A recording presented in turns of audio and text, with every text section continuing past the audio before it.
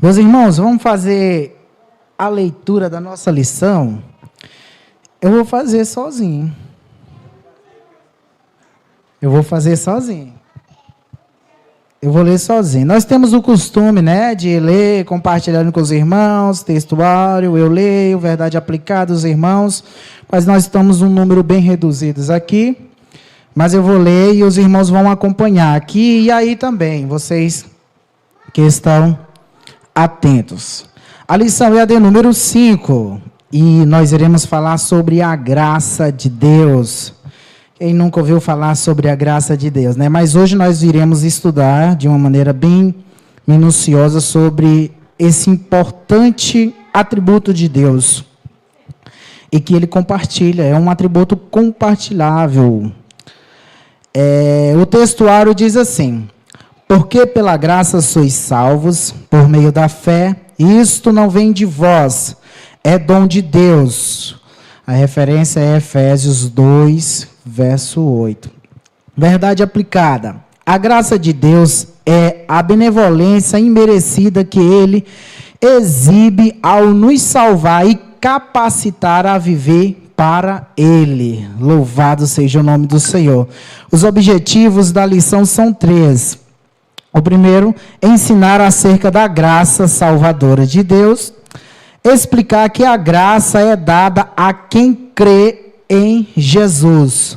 E mostrar que Deus reveste pela obra da sua graça. O texto de referência é Tito, capítulo 2, os versículos de 11 ao 14.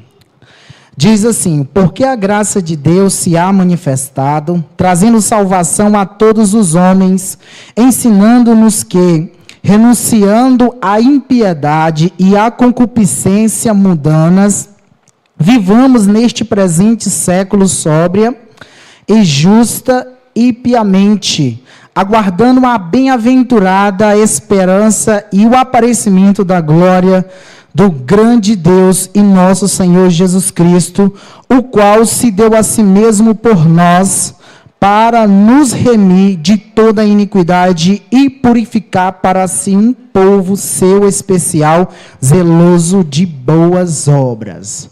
Louvado seja o nome do Senhor. Meus irmãos, é uma lição muito importante, eu aprendi mais ainda sobre a graça de Deus. Esqueci de acionar meu celular aqui.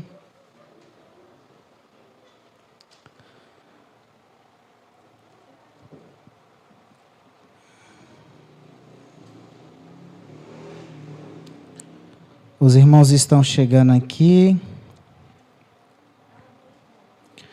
Vocês que estão com as revistas aí em casa, vocês acompanhem. E depois da noite de hoje, vocês releem. E se vocês ainda não leram ela toda por completo, faça isso. Porque vocês vão aprender muitas coisas. A introdução diz assim: pelos pecados cometidos, o homem perdeu a comunhão com Deus. Aqui nós vimos no começo da nossa lição, na primeira lição, sobre o Deus que decidiu se revelar. E nós aprendemos que ali o Adão e Eva, representando toda a humanidade, caiu.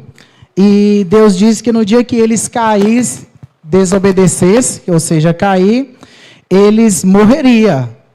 E a gente vê ali, Deus já providenciando ali, depois da queda deles, e eles não morreram de imediato. Por quê? Porque há 3 mortes. E a morte ali foi a espiritual, a separação. Eles não estavam mais desfrutando da comunhão que eles tinham ali no começo, por causa da desobediência. Então, o pecado, que ele nos separa da comunhão que o Senhor quer conosco. É um Deus que nos criou e, como ser humano diferente das suas criações, Ele quer desfrutar de um relacionamento conosco. E isso só será possível através da sua graça, através da fé em Cristo Jesus, que nós vamos aprender no decorrer dessa lição. Mas aqui, para a introdução e o ponto 1, fala da graça salvadora. Aqui o comentarista colocou até um dos slogans da Reforma Protestante, que foi um marco na história ali no início de 1517, com Martinho Lutero. E após 100 e poucos anos, ali surgiu os reformadores, e eles formularam isso, os 5 slogans: somente as Escrituras, somente a graça, somente a fé, somente a glória toda a Deus. E ali eles elaboraram esses 5 slogans aqui para refutar aqueles que tinham uma interpretação errada acerca das Escrituras. E aqui, com base na nossa lição, e nós vamos, no decorrer dos atributos de Deus, ver sobre esses slogans, mas aqui a ênfase é somente a graça. Por quê? Porque o ser humano, devido à sua queda, ele perdeu a comunhão com Deus e está condenado. E o Deus, como sendo um Deus justo, ele tem que julgar segundo a sua justiça. Porque se ele não dá aquilo que o homem, por transgredir a sua lei, ou seja, a recompensa pelo pecado que é a morte, ele não será um Deus justo. Mas como nós vamos aprender que ele é rico em amor, e nós vimos isso na lição... Estou me esquecendo de vocês, acostumado com a câmera, acredita? E nós vimos isso na lição passada, que o presbítero Leandro tratou sobre o amor de Deus, que Deus é amor, e ele, com o seu muito amor com que nos amou, ele fez coisas que nós ficamos impressionados, porque nós não merecemos nenhum favor de Deus, porque é isso o significado de sua graça, que nós não merecemos a salvação, a vida eterna, de gozar de uma comunhão eterna com Deus, ou seja, o pecado não vai mais nos separar de maneira nenhuma. E a salvação, ela é algo exclusivo de Deus.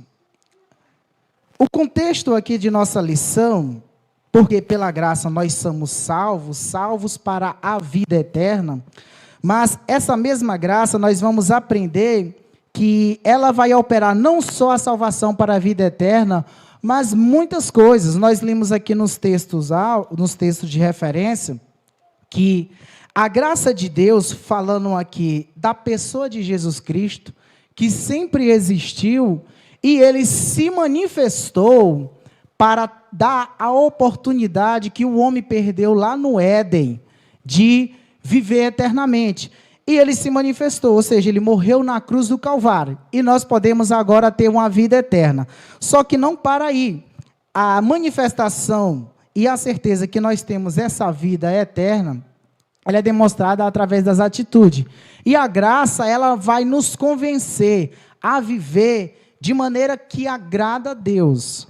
Porque tem muita gente que, às vezes, não a igreja, não nós cristãos, mas as pessoas lá fora que têm dificuldade de entender a Bíblia e tem preguiça de ler, mas tem coragem e ousadia de questionar muitos pontos que não entendem, de discordar das determinações divinas, das vontades de Deus em cobrar de nós aquilo que nós praticamos. E eles acham que são livres com relação a isso. E eles questionam, e muitos não têm prazer na lei do Senhor. Mas nós, graças a Deus, pela oportunidade, pelo convencimento do Espírito Santo, nós entendemos essa importância.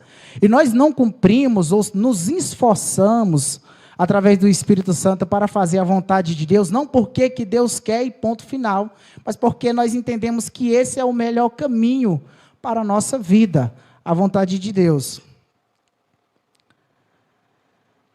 Tópico 1.2. A salvação é por meio da fé. O apóstolo Paulo diz que a salvação não vem de nós, vem de Deus, e é alcançado por meio da fé. Efésios 2, verso 8.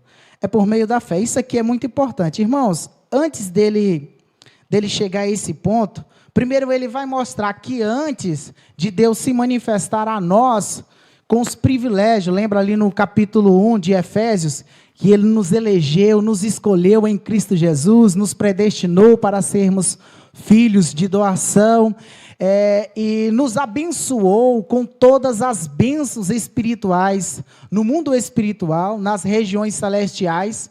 E depois que ele fala todo aquele plano de Deus, que era um mistério que estava oculto, e que agora chegou o tempo que Deus decidiu revelar essa grandeza.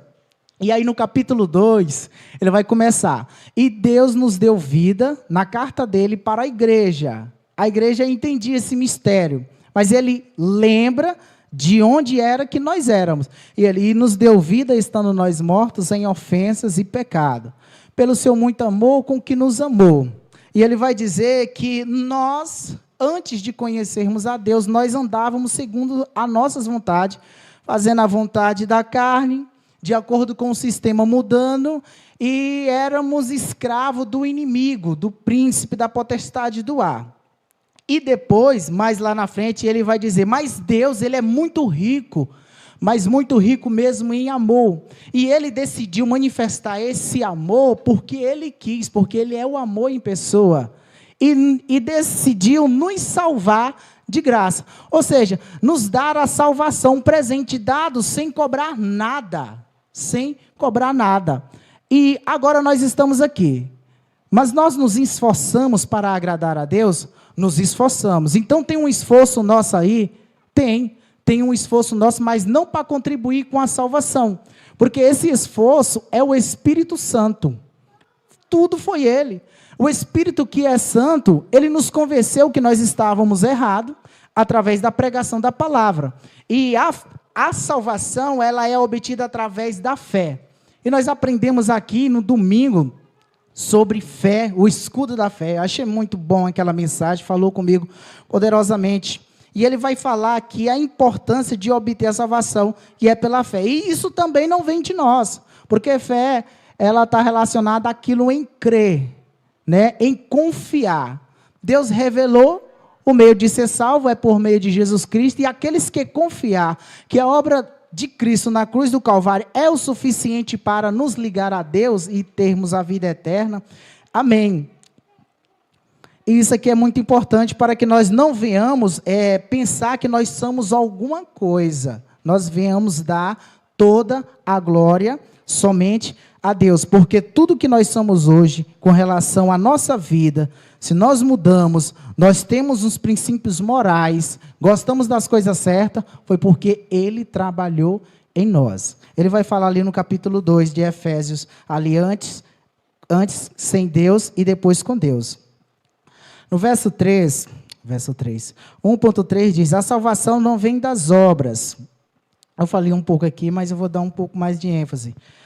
Mas Deus, que é riquíssimo em misericórdia, nós vamos falar sobre esse atributo de Deus também, a misericórdia, que ela está assim, ó, com a graça, que é riquíssimo em misericórdia, pelo seu muito amor com que nos amou, estando nós ainda mortos em nossas ofensas, nos vivificou juntamente com Cristo. E ele dá mais uma vez, pela graça sois salvo. É tudo pela graça. Deus decidiu dar tudo que nós temos hoje, até os bens materiais, foi oportunidade divina.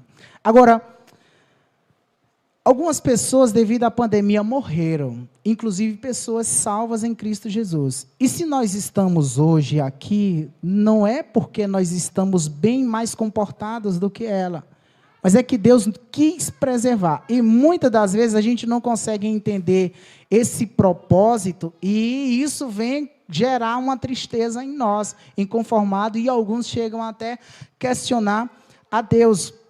Mas o que nós somos hoje, estamos abençoados, livre da condenação. Se você tem essa consciência, não é com base nas suas obras, não é com base nos seus esforços, é somente pela graça de Deus. E isso nós vamos estudar até o final dessa lição, porque nós precisamos entender, porque é tudo presente de Deus. Ele decidiu mostrar isso, e nós venhamos entender, porque uma vez que nós entendemos isso, a gente jamais vai pensar que é alguma coisa. A gente jamais vai ter aquele pensamento no fato de Deus fazer alguma coisa por nós, é porque a gente está agradando Ele naquilo ali. Isaías vai dizer que as nossas melhores obras, os nossos melhores momentos de comportamento, diante da justiça de Deus, de se aproximar de Deus através da nossa atitude, de se justificar alguns atos bons, é considerado como trapos de imundícia. Mas não é que Deus rejeita, é porque não é essa a maneira de se aproximar em Deus. É por meio de Jesus Cristo. Ele só aceita por meio de Jesus Cristo. Então é importante, não basta só ter fé, mas em quem você tem fé. Tem gente que crê em várias religiões, e infelizmente, mesmo tendo fé, não vão ter um encontro eterno com Deus. Tem que ter fé na pessoa certa, e a pessoa aqui é Jesus Cristo. 2, a graça capacitadora. Irmãos, além dela ser um presente exclusivo de Deus, que opera o poder, que transforma a nossa vida, tem uns processos também, tem muitos benefícios que ela traz. Ninguém pode fazer alguma coisa no reino de Deus, se não for capacitado pelo Todo-Poderoso. Isso aqui nós todos sabemos. Alguns trabalham mais, outros não trabalham tanto, mas não é que uns são mais importantes. Aqui, a Bíblia vai falar no capítulo 3 de Gálatas, que não há grego, não há judeu, nem servo, nem livre, dentro da igreja do corpo de Cristo inserido, não tem ninguém melhor do que ninguém no grau de importância. Mas uns trabalham mais e outros menos. Isso aqui a gente precisa entender, porque é de acordo com o propósito de Deus. Então não fique triste aí você que acha que está fazendo pouca coisa, porque queria estar mais envolvido com as coisas de Deus, e o seu trabalho não proporciona isso para você. Não fique triste.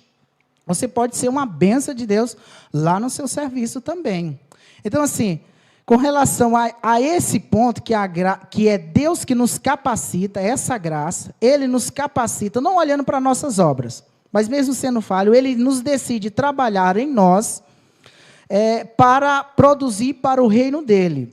Eu acho interessante, quando Paulo, justificando aos irmãos de Corinto, ele, lá no capítulo 15, ele vai dizer que, devido aos irmãos começarem a levantar uma dúvida, que ele não era, de fato, um apóstolo, porque ele não tinha a credencial, ele, em resposta dessa questão, ele diz: eu sei que não sou digno de ser chamado de apóstolo, porque eu persegui a igreja de Deus, mas, pela graça de Deus, eu sou o que sou. Ele não negava o trabalho que ele fazia.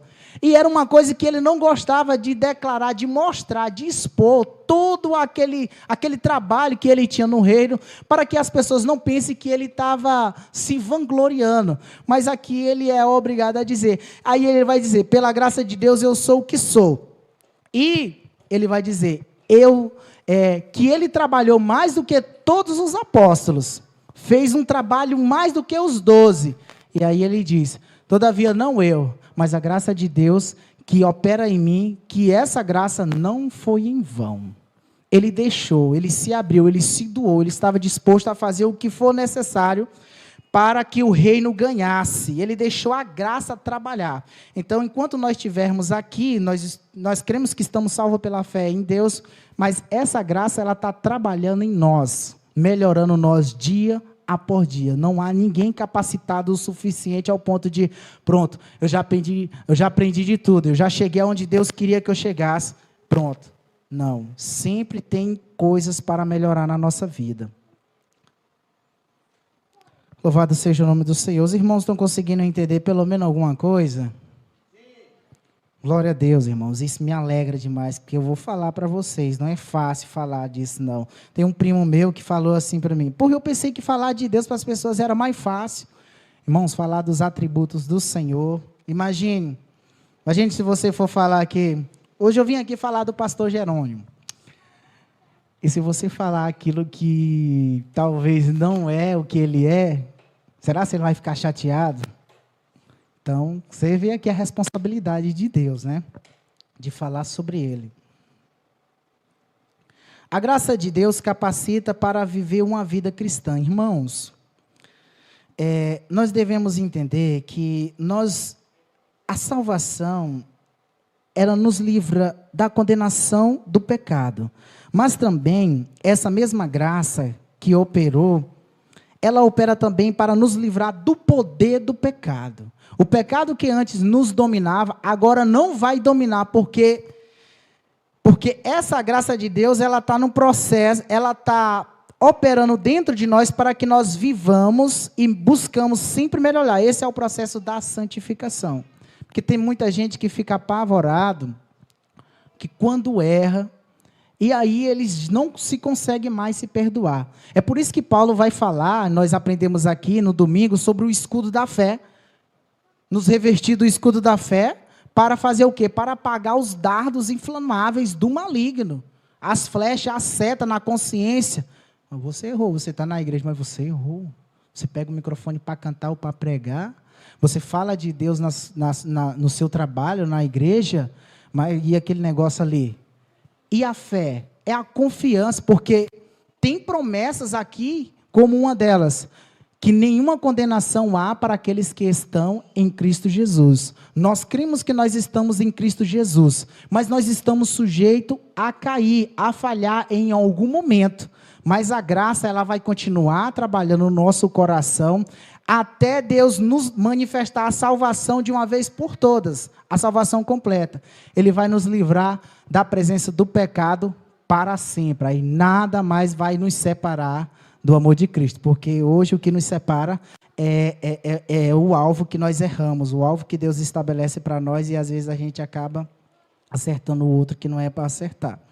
Então esse é o processo de santificação. A graça de Deus capacita a viver uma vida cristã. Você está em processo. Sempre tem algo para melhorar na sua vida. A graça de Deus dá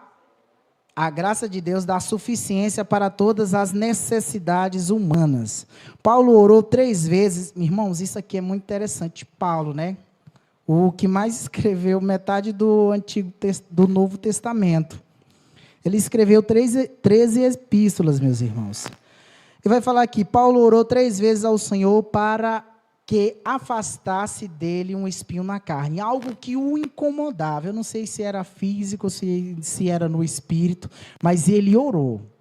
Ele orava muito, mas ele decidiu orar a Deus para que Deus afastasse não permitisse que alguma coisa acontecesse com ele, porque ia constranger ele demais. E ele está muito preocupado com isso, mas a oração dele não foi respondida. Não foi respondida. O inimigo veio, esbofeteou ele na cara, ou seja, o espinho dele não foi tirado, incomodou ele.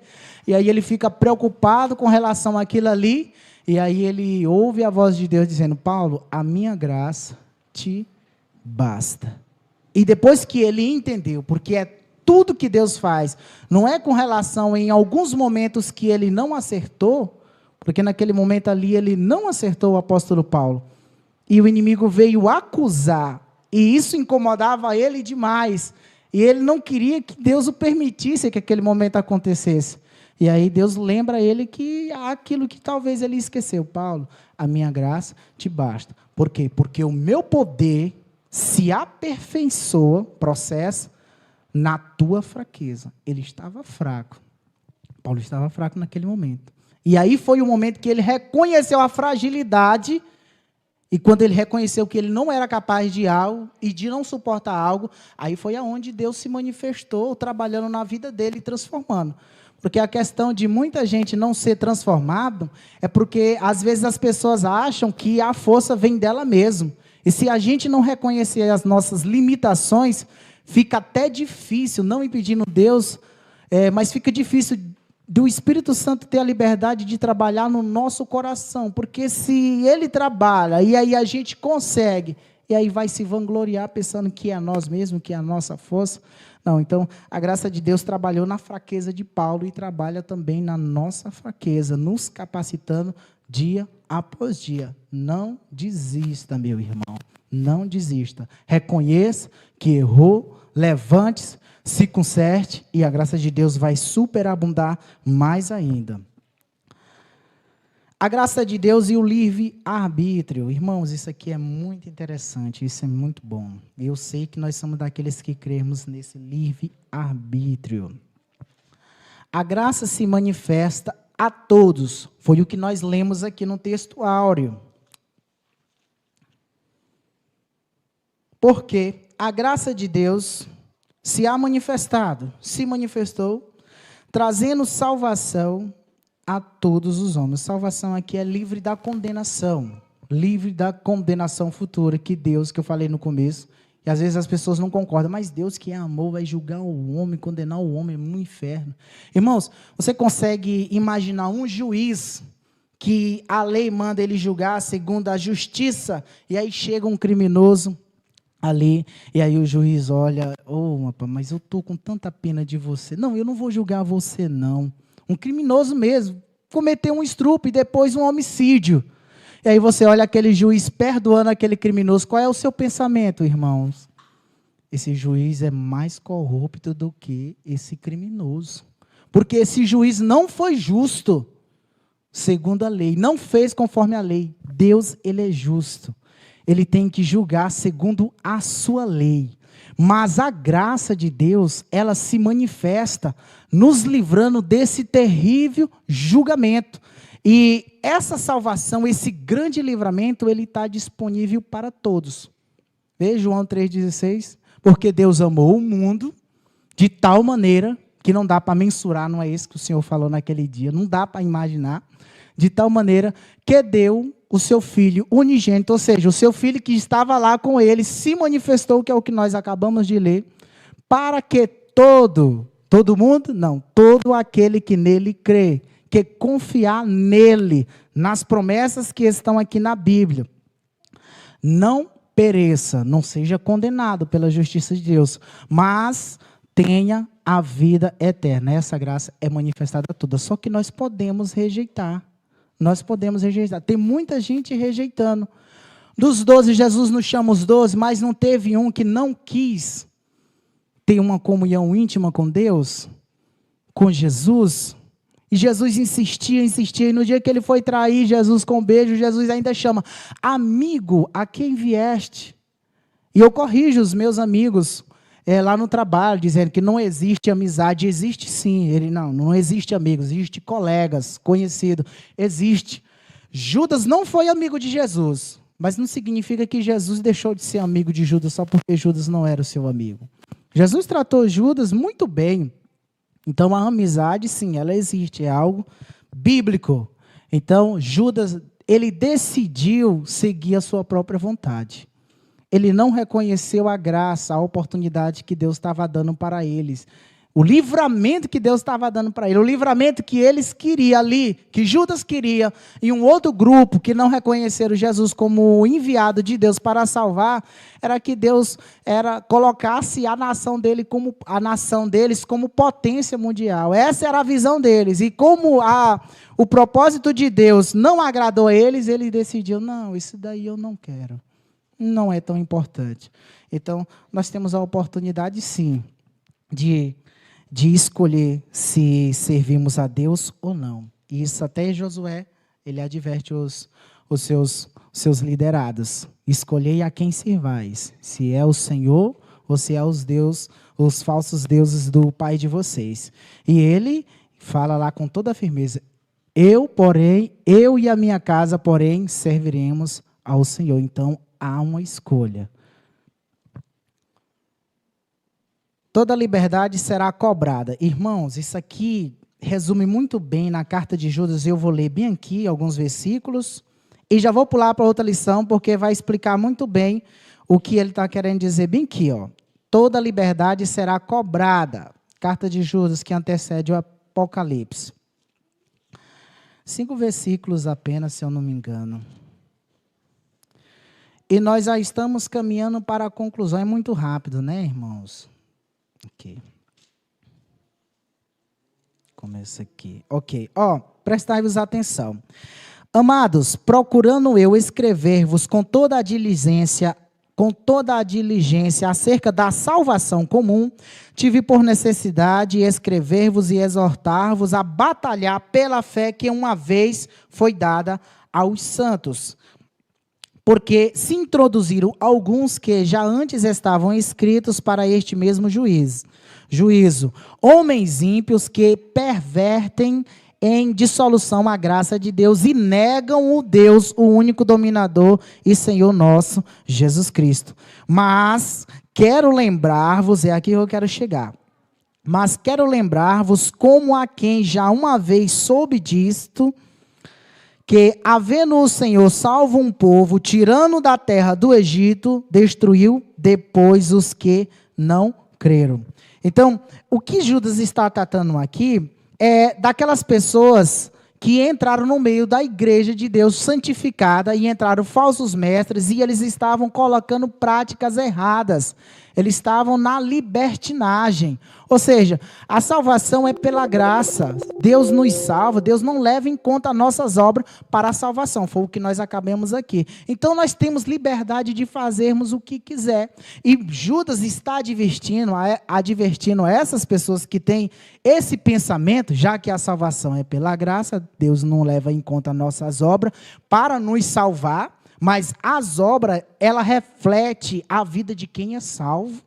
Ela reflete muito bem, Tiago vai falar isso. E aí eles caíram nessa tentação. Então Judas está lembrando ele. Vocês lembram de quando Deus tirou o povo do Egito? Livramento, tirou da escravidão. E depois deixou morrer, destruiu aqueles que não creram, ou seja, que não confiaram nele. Não é aqui o conhecimento de, eu sei que Deus existe. Não, é de confiança. Eles viram sinais, eles tinham ciência de que Deus existe, mas eles se comportaram como se Deus não existisse, desagradando ao Senhor. Então, Deus, como juiz, ele julgou, destruiu. Então, ele está lembrando aqueles que está com relação ao nosso tema aqui, do 3.1, toda liberdade será cobrada. É o livre-arbítrio. O Senhor nos transformou, o Senhor nos orienta, mas Ele não obriga a gente a fazer a vontade dEle. O cristão faz porque ele faz com prazer, porque ele entendeu que isso é bom, perfeito e agradável aos olhos do Senhor. A graça de Deus não é sinônimo de fazer o que se quer. Irmãos, deixa eu ler isso aqui. A graça de Deus é para presentear e não para dar liberdade da pessoa a fazer tudo o que ela quer. Isso aqui é interessante.